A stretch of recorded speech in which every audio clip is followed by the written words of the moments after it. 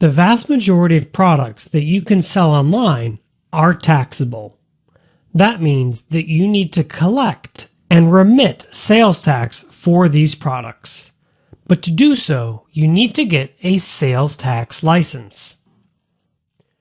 To get a sales tax license, you can read through your state or country's website.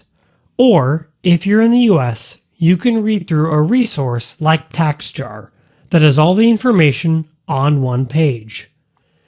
Resources like these are great, especially for new e-commerce store owners. They provide comprehensive knowledge about a state's tax system.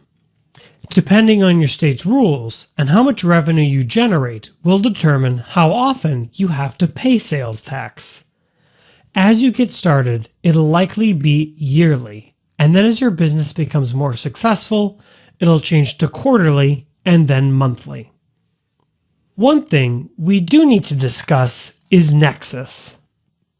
Nexus is what we use in the US to determine where you owe taxes.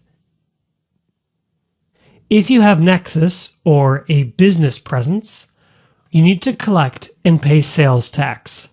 Generally speaking, Nexus is determined by an office, retail, or warehouse location, or even by a full-time employee residing in the state.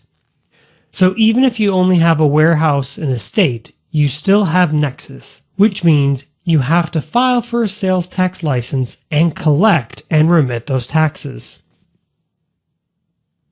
And in a recent US Supreme Court case, it'll make it even more complicated.